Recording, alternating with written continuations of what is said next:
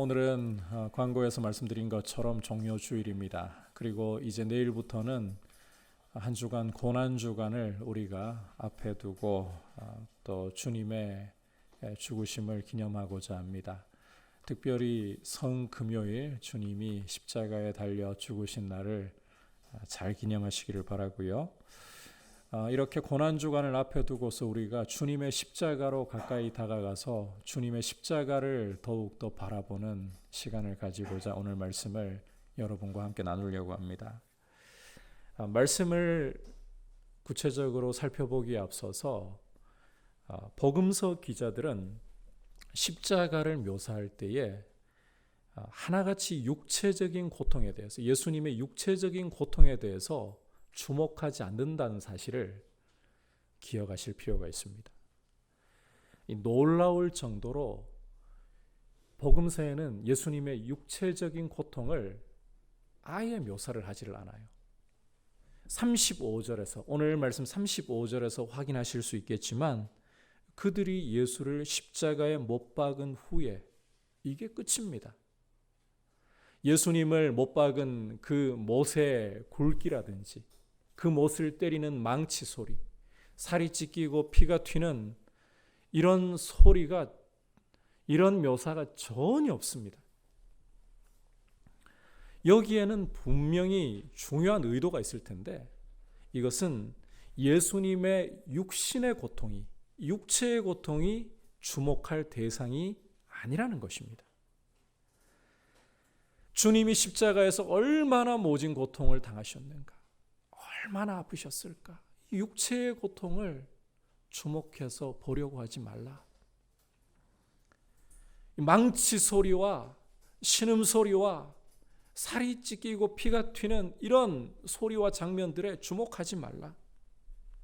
그렇다면 성경 기자들은, 이 복음서 기자들, 특히 성령께서는 우리가 이 십자가를 바라볼 때 어떠한 면을 보라고 우리의 시선을 이끌고 계시는가? 결론부터 말씀드리자면 우리 주님의 영광을 바라보라. 바로 여기에 우리의 시선을 이끌어가고 있습니다. 오늘은 이 십자가를 통해서 우리 주님의 영광, 왕의 영광에 대해서 함께 말씀을 묵상하려고 합니다. 오늘 말씀은 여러분들이 무엇인가를 하라보다는 보라입니다. 이 부분을 염두에 두시고 오늘 십자가에 대해서 다시금 우리의 이해가 새로워질 수 있는 시간 되기를 바랍니다. 자, 첫 번째로 십자가는 한번 따라합시다. 순종하시는 장소입니다. 하나님의 아들께서 아버지의 뜻에 순종하시는 영광을 드러내시는 장소, 예수님의 영광 가운데 순종의 영광을 드러내는 장소이다. 자, 33절과 34절을 보시면 예수님이 십자가에 못 박히시기 직전의 모습을 묘사를 하고 있습니다. 로마 군인들이 주님께 쓸개탄 포도주를 주어 마시게 하려고 하고 있는데 이 쓸개탄 포도주는 당시에 일종의 이 마취제와 같은 역할, 학자들에 따르면 이 십자가에 달려서 당하는 고통을 덜어주기 위한 마취제의 역할을 한다라고 그렇게 알려져 있습니다. 그런데 주님이 이걸 잠시 맛보시고는 마시려 하지 않으셨어요. 온전한 정신으로서 십자가를 감당하시겠다, 이걸 보여주시는 겁니다. 자, 이제 이어지는 장면은 로마 군인들이 예수님을 십자가에 못 박은 후에 있었던 장면을 보여주고 있는데 이 부분을 여러분께서 특별히 주목하셔야 합니다. 35절, 36절 함께 읽도록 하겠습니다. 시작. 그들이 예수를 십자가에 못 박은 후에 그 옷을 제비 뽑아 나누고 거기 앉아 지키더라. 자, 이 말씀은 십자가 아래에서 군인들이 예수님의 겉옷과 속옷을 나누는 장면, 특히 이 속옷을 제비 뽑아 나누는 장면에 대해서 묘사를 하고 있습니다. 이걸 보면 한편으로는 사람 마음이라는 게 참 잔인하구나. 자기 위에 지금 피를 흘리면서 죽어가고 있는 사람이 있는데 그 사람의 옷을 이렇게 제비 뽑아서 나누다니 정말 인간성이 이렇게까지 잔인해질 수 있는가? 이렇게까지 사람의 마음이 무뎌질 수 있는가? 이런 생각을 우리가 할 수도 있을 것 같습니다. 그런데 마태가 정말 우리에게 보여주고 싶은 것은 그런 것이 아닙니다. 마태가 보여주고 싶은 것은 바로 이 장면이 하나님의 말씀을 이루는 장면이다. 하나님의 말씀을 이루고 있다. 이걸 보여주고 싶은 거예요. 다시 말해서 시편 22편 17절과 18절의 말씀. 그들이 나를 주목하여 보고 내 겉옷을 나누며 속옷을 뽑나이다. 속옷을 제비 뽑나이다. 이 말씀을 이루고 있는 장면이라는 거예요. 요한복음 19장 21절에서도 이 사실을 아주 분명하게 보여주고 있습니다. 눈으로 볼 때는 예수님의 십자가가 굉장히 수동적으로 무기력하게 예수님이 당하시는 장면처럼 보일 수도 있습니다. 그렇기 때문에 이 대제사장들과 서기관들과 장로들이, 지나가는 사람들이, 심지어 함께 십자가에 못 박혔던 강도들이 예수님을 조롱하는 모습을 오늘 말씀에서도 읽을 수가 있습니다. 하지만 믿음의 눈을 가지고서 우리가 십자가를 바라본다면 십자가는 주님이 무기력하게 수동적으로 달려 죽어가시는 현장이 아닙니다. 이것은 주님이 십자가에 달리신 중에라도 구약의 당신을 가리켜 예언된 말씀을 이루고 계시는, 하나님의 뜻을 이루고 계시는 영광의 현장이라는 거예요. 순종의 현장이라는 거예요. 우리는 이 순종의 영광을, 왕의 이 순종의 영광을 십자가에서 볼 줄 알아야 되는 것입니다.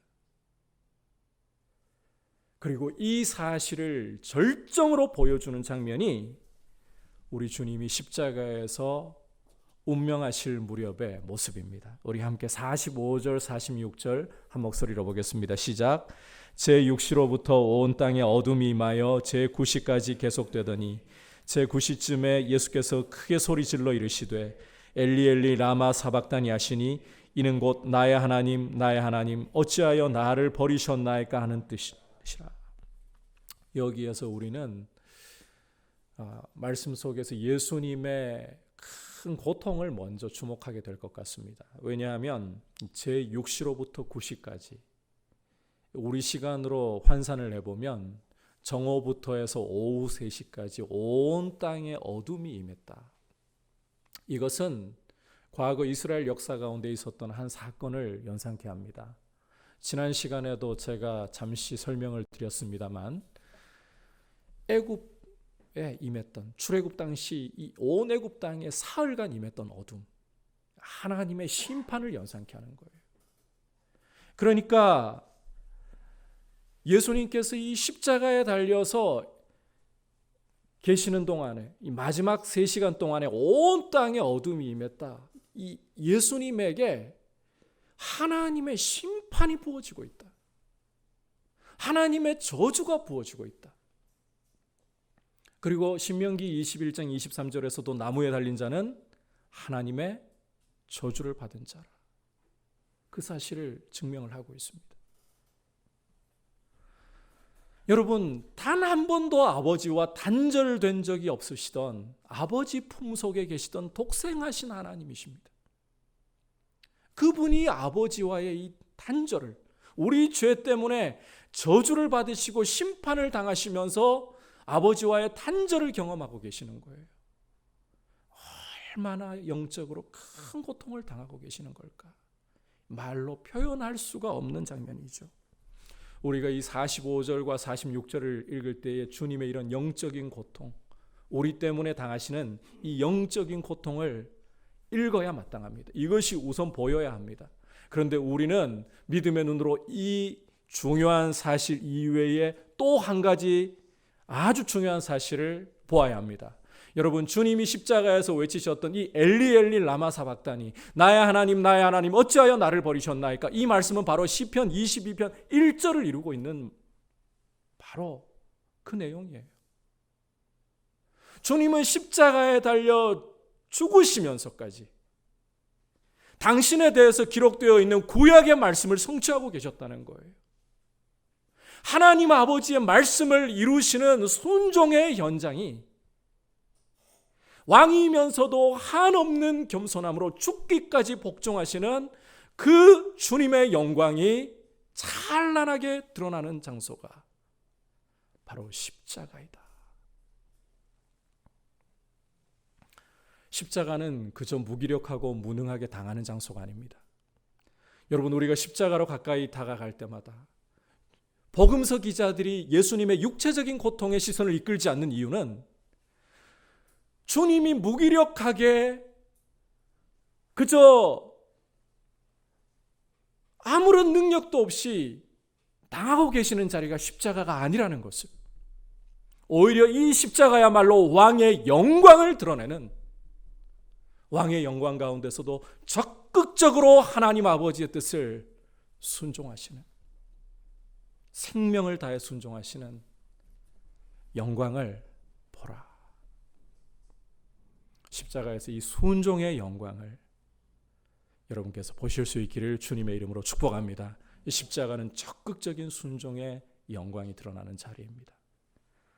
이제 두 번째로 십자가는, 한번 따라합시다, 승리의 영광이 드러나는 자리입니다. 이 십자가는 왕의 승리가 드러나는 장소입니다. 함께 39절에서 44절까지 다소 길지만 한 목소리로 보겠습니다. 시작. 지나가는 자들은 자기 머리를 흔들며 예수를 모욕하여 이르되, 성전을 헐고 사흘에 짓는 자여, 내가 만일 하나님의 아들이어든 자기를 구원하고 십자가에서 내려오라 하며, 그와 같이 대제사장들도 서기관들과 장로들과 함께 희롱하여 이르되, 그가 남은 구원하였으되 자기는 구원할 수 없도다. 그가 이스라엘의 왕이로다. 지금 십자가에서 내려올지어다. 그리하면 우리가 믿겠노라. 그가 하나님을 신뢰하니 하나님이 원하시면 이제 그를 구원하실지라. 그의 말이 나는 하나님의 아들이라 하였도다 하며 함께 십자가에 못 박힌 강도들도 욕하더라. 자, 함께 읽은 말씀에서 이제 이 십자가를, 주님의 십자가를 두고서 사람들이 모욕하고 조롱하는 장면을 보여주고 있습니다. 예수님을 십자가에 못 박는데 앞장섰던 대제사장들과 서기관들과 장로들, 그리고 그 길을 지나가던 행인들, 심지어 함께 십자가에 달려있던 강도들마저도 주님을 조롱하면서 모욕하면서 욕을 쏟아붓고 있습니다. 여러분, 이들의 조롱과 모욕에서 단순히 예수님이 당하고 계시는 정신적인 고통만 보시면 안 됩니다.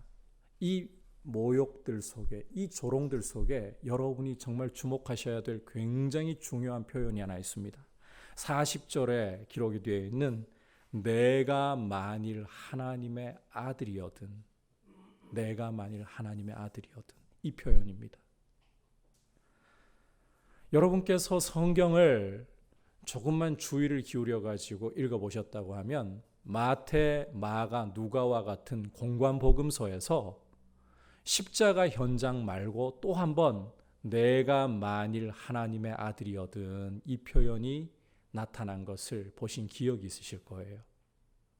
그게 어디겠습니까? 예수님이 공생애를 시작하실 무렵, 메시아로서의 공적인 삶을 시작하실 무렵 요한에게 세례받으시고 성령에 이끌려 광야로 나가셨죠.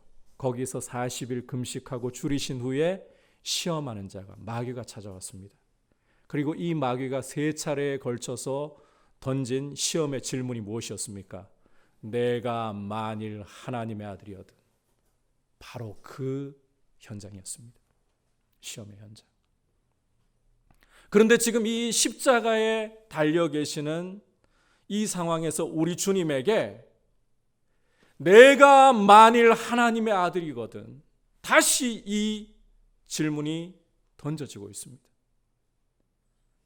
대제사장들과 서기관들과 장로들에 의해, 지나가는 사람들에 의해, 함께 십자가에 못 박혀 있는 강도들에 의해,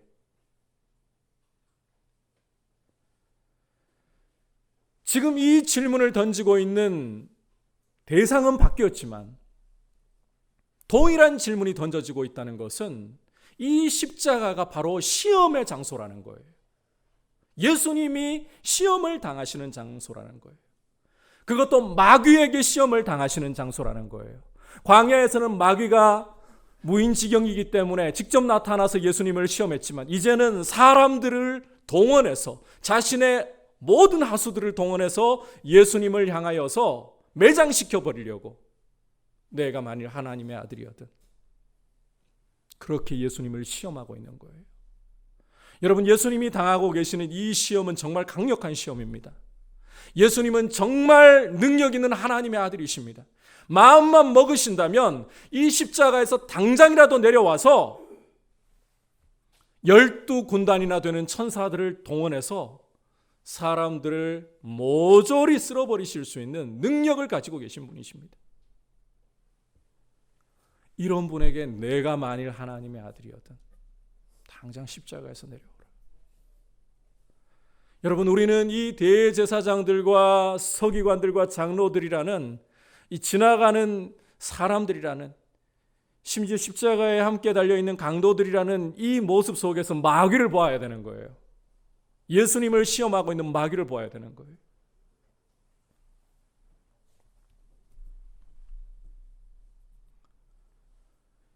십자가를 우리가 바라볼 때에 이 십자가야말로 이 큰 가장 강력한 시험이 주어지고 있는 자리이구나. 우리 인간이 겪을 수 있는 어떤 것보다도 강력한 시험이 우리 주님에게 주어지고 있어요. 이걸 또 바꿔 말하자면 이 십자가는 저 원수 마귀와 예수님의 가장 치열한 전쟁이 벌어지고 있는 장소라는 것입니다. 전쟁이 벌어지는 장소라는 거예요.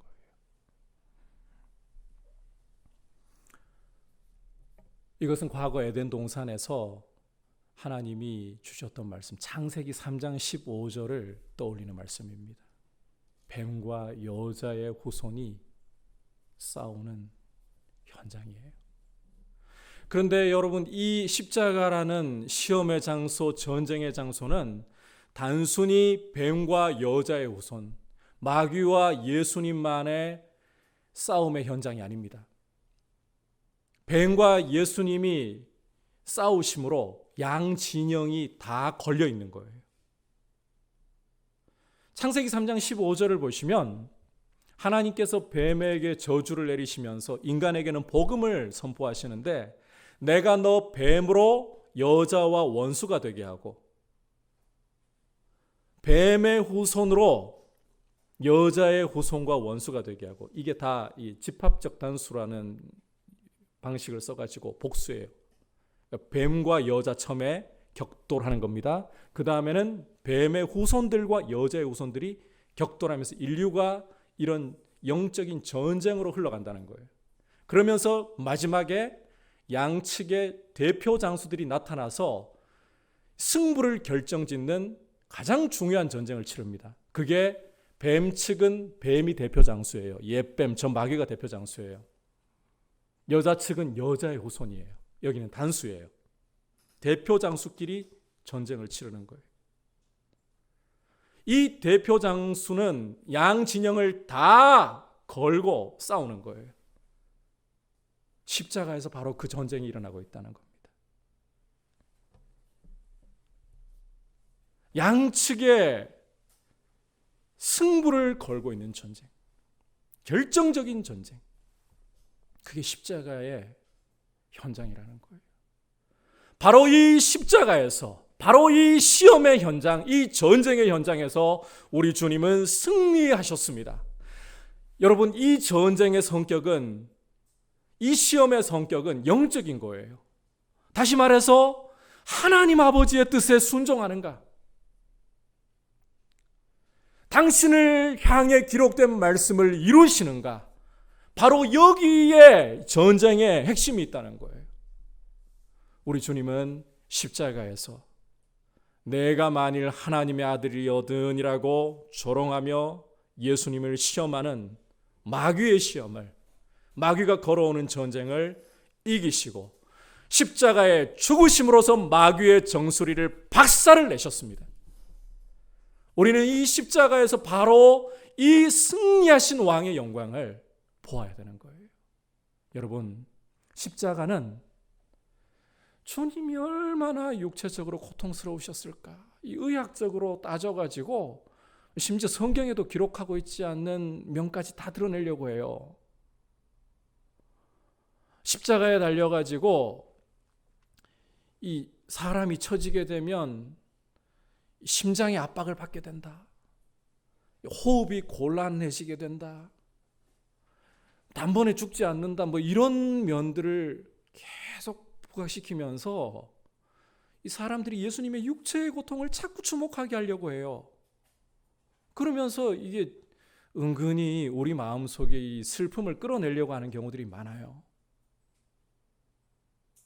근데 여러분, 십자가를 바라볼 때에 우리는 이미 겟세마네에서요, 자기를 3번이나 부인하는 기도를 드리시면서 주님은 이미 승리로 나아가는 길을 닦아 놓으셨어요.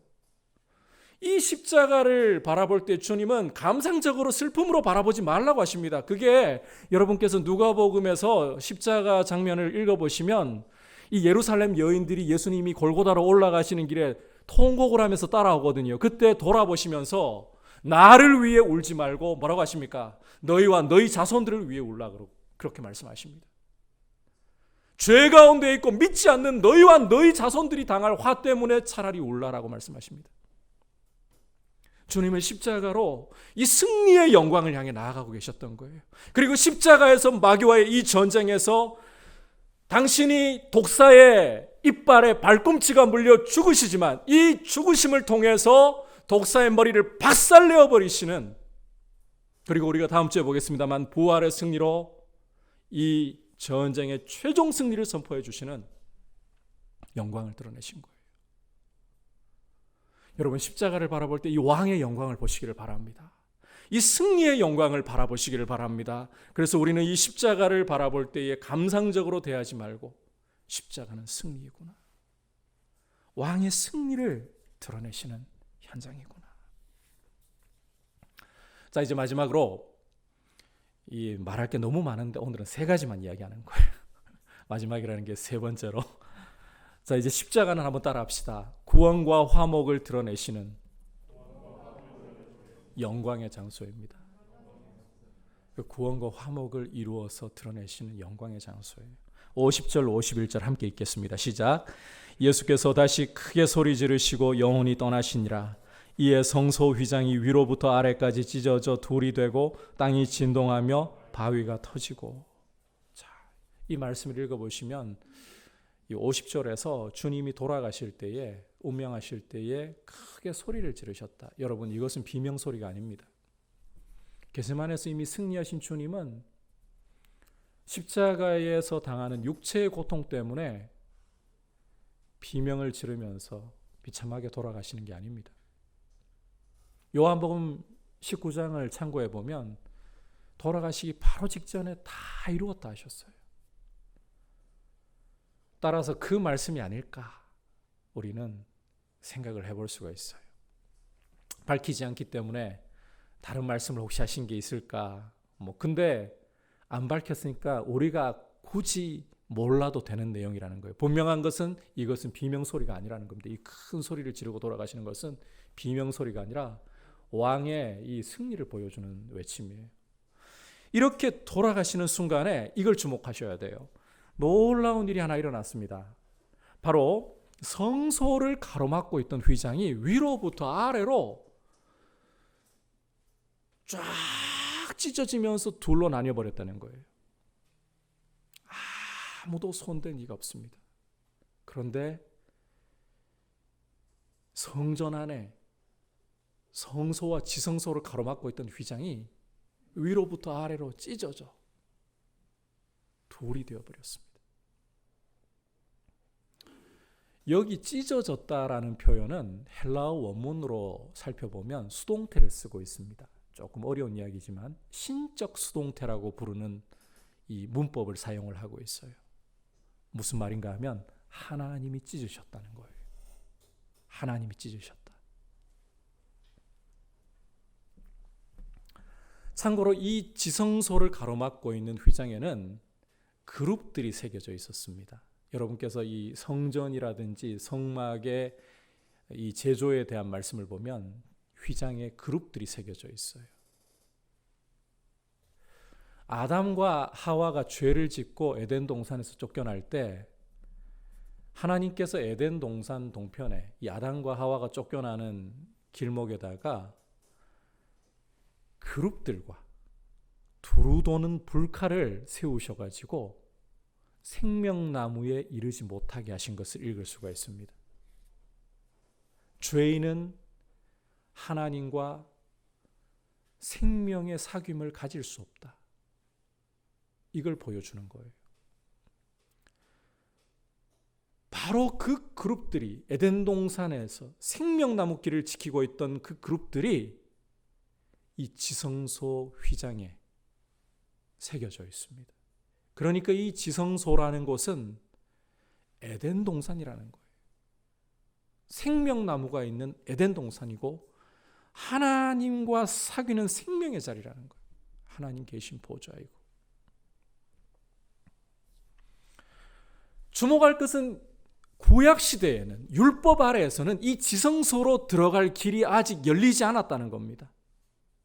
지성소에 들어가서 제사를 죄인들을 위한 제사를 드려서 하나님과의 이 교제가 이루어지게 하려면 대제사장 오직 한 사람만이, 다른 누구도 안 됩니다. 대제사장 오직 한 사람만이 1년에 대속죄일 단 한 차례, 그것도 자기를 위해서 또 백성들을 위해서 제사를 먼저 드린 후에야 짐승의 피를 가지고 들어갈 수가 있었어요. 길이 아직 나타나지 않았다는 거예요. 죄인들이 들어가고 싶어도 생명나무 있는 곳으로, 하나님 계신 곳으로, 이 생명의 교제 속으로 스스로는 들어갈 수 없다. 이걸 율법 아래서 지성소의 휘장이 보여주고 있었던 거예요. 그런데 예수 그리스도께서 십자가에 보혈 흘려 돌아가시는 순간에 누가 손을 댄 것도 아닌데 이 지성소를 가로막고 있던 휘장이 위로부터 아래로 쫙 찢어져서 내렸습니다. 다시 말해서 하나님이 이 지성소 휘장을 찢으셨습니다. 다시 말해서 하나님이 그룹들을 물리셨다는 말이에요. 죄인들이 하나님께 나아가는 길, 생명나무 열매를 먹는 길을 가로막고 있던 그 그룹들을 하나님이 물려주셨다는 거예요. 왜? 죄를 위한 값이 이제는 지불되었기 때문에, 예수 그리스도의 피로, 십자가에서 흘리신 피로 죄인을 위한 죄값이 남김없이 다 지불되었기 때문에, 여러분, 죄 없는 하나님의 아들께서 죄인의 모든 죄와 허물을 그 몸으로 짊어지시고 십자가에 달려 죽으셨습니다. 그 법의 피를 남기지 않고 흘려주심으로. 죄의 값이 무엇입니까? 사망 아닙니까? 하나님의 아들이 우리의 죄를 짊어지시고 그 피로 십자가에 죽으심으로 값을 다 치러주셨어요. 진노는 완전히 떠나간 거예요. 여러분, 다시 한번 45절과 46절로 돌아와서 보십시오. 이 십자가에서 지금 예수님이 온 땅에 임한 어둠을 통해 무엇을 보고 계신다 했습니까? 하나님의 진노를, 저주를, 심판을 보고 계신 거예요. 당신이 그 진노, 그 저주, 그 심판을 당하고 계시는 거예요. 그 가운데 엘리 엘리 라마 사박다니, 나의 하나님 어찌하여 나를 버리시나이까. 이 말씀을 통해 하나님의 아들이라 할지라도 우리 죄를 뒤집어 쓰셨을 때 하나님이 아끼지 않고 우리 죄값을 치르게 하셨다. 이것을 통해 우리 죄값을 다 치르게 하셨다. 그가 버림을 당하심으로 우리가 하나님의 자녀들로 받아들여지는 순간이 이 십자가에서 이루어지고 있는 거예요. 예수의 피로 여러분 우리의 모든 죄에 대한 값이 단번에 영원히 치러졌습니다. 강조하지만 진노는 떠나갔습니다. 영원히 진노는 떠나갔습니다. 심판은 떠나갔습니다. 영원히 떠나갔습니다. 예수의 피로써, 그 피를 믿음으로써 이제는 하나님 앞에서 죄인이던 우리가 죄에서 자유를 얻었고 값없이 의롭다 하심을 얻고 하나님의 자녀가 되는 이 죄사함, 이 구원, 하나님과의 화목이 이루어지게 된 것입니다. 이게 바로 십자가입니다. 이 영광을, 왕의 영광을 구원하실 수 있는, 화목케 하실 수 있는 영광을 드러내시는 여러분, 아무리 마귀가 사람들의 눈을 현혹해서 큰 능력을 드러내는 것처럼 보여도 세상이 온갖 화려함과 권세를 가지고서 사람들의 마음을 다 빼앗아갈 때라도 세상과 마귀는 하나님의 진노를 거두어 줄 수 없습니다. 죽어있던 영혼을 살려낼 수가 없습니다. 우리 왕은, 하나님 나라의 왕께서는 십자가의 죽으심으로 우리에게 생명을 주셨습니다. 이 영광이 드러나는 장소가 바로 십자가이다. 여러분, 십자가를 바라볼 때에 육체의 고통, 복음서 기자들이 우리를 거기로 이끌지 않아요.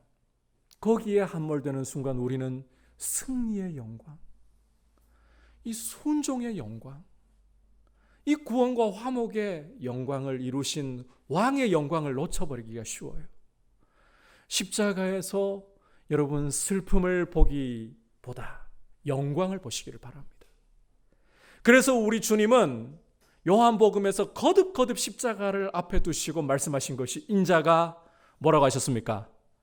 영광을 받을 때가 왔다. 영광의 사건으로 보셨던 것입니다. 이 십자가를 가까이 할수록, 더욱더 가까이 다가갈수록 성령의 밝혀주심으로 사도 바울은 이렇게 고백하지 않을 수가 없었습니다. 내가 예수 그리스도께서 십자가에 못 박히신 것 외에는 어떤 것도 알지 않기로 작정을 했다. 내게는 우리 주 예수 그리스도의 십자가밖에 자랑할 것이 없다.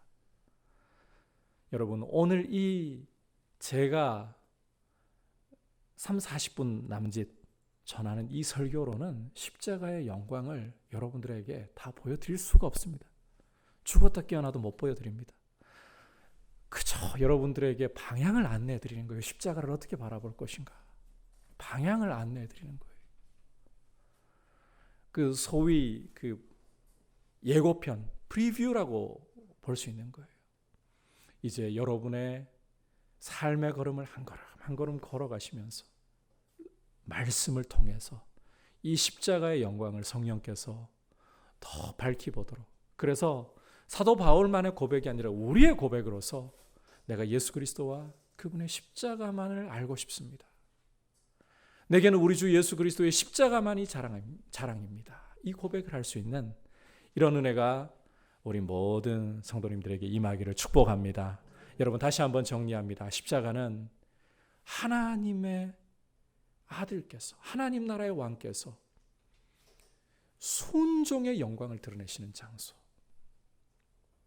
그리고 마귀의 시험을 이기시고 마귀의 정수리를 박살내시는 승리의 장소, 그 법의 피를 흘려 구원과 화목을 이루시는 영광의 장소입니다. 이 십자가의 영광을 우리가 바라보고 주님을 바라보면서 슬픔의 눈물을 흘리는 것이 아니라 감사의 눈물, 감격의 눈물을 흘리고, 오히려 슬퍼하는 것은 우리의 죄악이어야 돼요. 주님을 십자가에 못 박게까지 만든 우리의 죄악에 대해서는 분노하고 슬퍼하면서 이렇게 우리의 시각이 십자가를 향해 바르게 한 걸음 한 걸음 나아가며 십자가의 정신으로 살아갈 수 있는 은혜로 무장될 수 있기를 축복합니다. 이제 말씀을 생각하면서 함께 내게 있는 향유 5컵 같이 주님 앞에 고백드리도록 합시다.